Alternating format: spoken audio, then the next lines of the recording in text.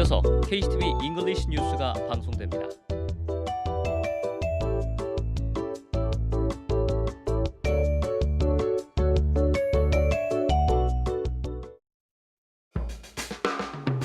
제주의 꿈 함께 만들어 가요. KCTV 제주 방송.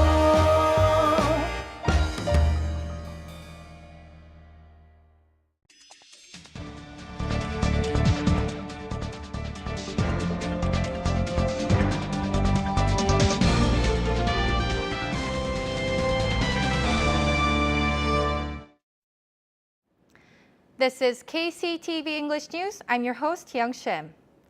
A dispute over profits between the Korea Tourism Organization and the International Convention Center has erupted. The KTO says it is entitled to its share in the increase in land values stemming from ICC's development of its second convention project. According to the province and ICC, the Jeju branch of the KTO has demanded 25% of the total profits from increased property values as the purpose of the land in the Jungmun Tourist Complex changed and in their capacity as the prime developers of the second convention project.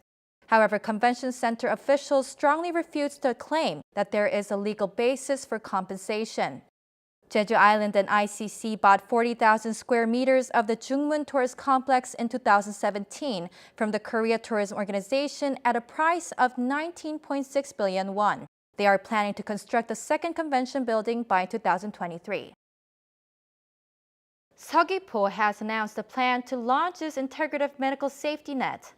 The Presidential Committee for Balanced National Development and the Ministry of Land Infrastructure and Transport evaluated 27 pilot projects for regional development submitted from all over the country. A total of 11 projects, including Seogwipo's integrative medical safety net, were selected. The project will receive 20 billion won over the next 3 years. The city will expand its medical social overhead capital services and innovate its emergency medical system. An AI-based groundwater observation system will be introduced for the first time in the country. The provincial government announced that an AI-based real-time groundwater quality monitoring system has been selected by the Ministry of Science and Technology as one of its projects for the ICT Public Service Development Project. The monitoring system, with an additional automatic water quality sensor, can detect up to 12 categories of pollutants and predict pollution through big data analysis. The island will receive financial support of approximately 1.6 billion won to carry out demonstrations from next month at 18 locations in the west, including Hangyeongmyeon and Hallmup. A vector mosquito known to carry the Japanese encephalitis virus was found on Jeju for the first time this year. The Korean Center for Disease Control issued a nationwide warning for the disease. This year's encephalitis warning is 5 days later than last year, presumably due to the recent fluctuations in temperature. The province has advised citizens to get vaccinated and take precautions to avoid mosquito bites. Commemoration spaces for the 5th anniversary of the Sewol ferry disaster have opened throughout Jeju Island.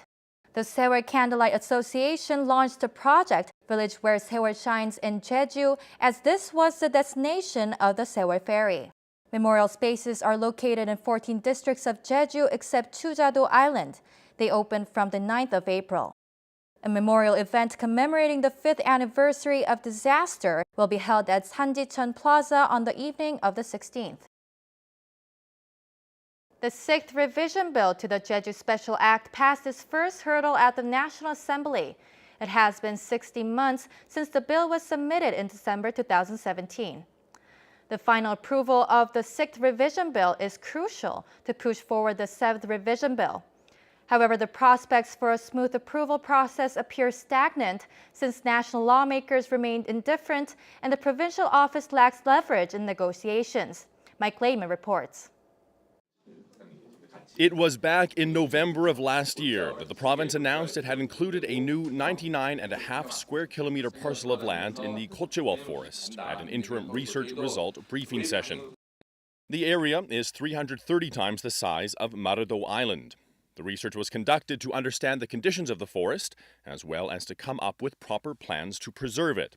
However, right before the research was to reach its final stage, which included presenting the results to the public, a public hearing, and a final briefing, it was suddenly suspended due to the 6th revision bill to the Jeju Special Act.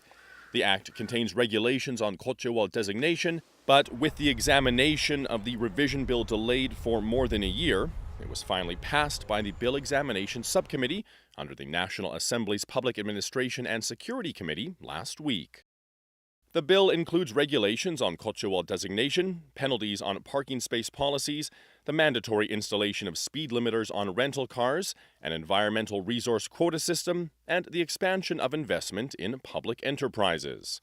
The bill also extends the active period for the Jeju Supporting Committee under the Office of the Prime Minister to June of 2021 and allows the Jeju Superintendent of Education to submit comments to the Supporting Committee just as the governor does. The Bill Examination Subcommittee was the first step for the revision. The bill will now go through the committee's general meeting, the Legislation Judiciary Committee, the National Assembly plenary session, the cabinet meeting, and lastly, approval by the president. Insiders say the bill gained speed after being cleared by the subcommittee. 지금까지 여야 법안 심사는 여야가 같이 모여서 만장일치로 통과되는 것이기 때문에 현재 만장일치로 통과됐기 때문에 이 다음에 문제는 없을 것으로 생각을 합니다. Meanwhile, national lawmakers are indifferent to the bill and not really aware of its necessity because the provincial office lacks the negotiating power. Regardless, it was passed by the subcommittee after a 1-year and 4-month-long break. The revision bill had been brought before the Bill Examination Subcommittee 4 times between August and December of last year, but was never discussed. Along with the 6th major revision bill, additional revisions to the Special Act would favor vocational high school graduates being hired as Level 9 civil servants and reduce golf fees. But these were eventually rejected for regional fairness. Jeju Island now needs to push forward with the 7th revision of the Special Act to create casino taxes and ensure independence of the provincial office's audit committee as soon as possible. But this next step rests with the timing of the 6th revision's final approval, meaning that the province is in a hurry. Mike Lademan, KCTV.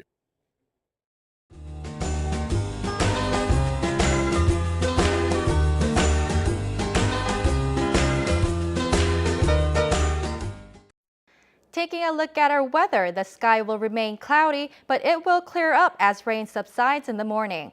Strong winds will continue till afternoon, so please take care. For more details, here's your forecast.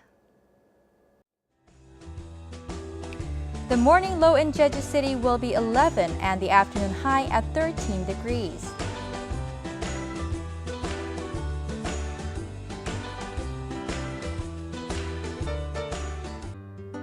Down south in Seogwipo, temperatures will be expected a low of 13 in the morning and a high of 17 in the afternoon.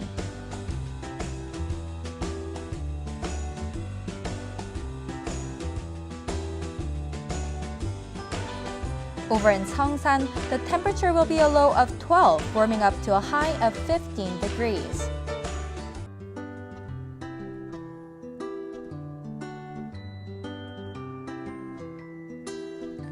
Across the island in Kosan, we'll also have a low of 12 in the morning and a high of 13.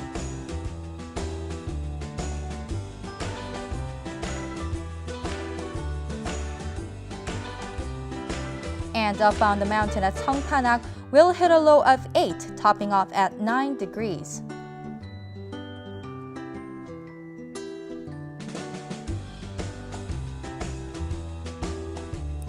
Out on the water, winds will be out of the north and northeast at a speed of 10 to 20 meters per second, with seas between 2 and 5 meters.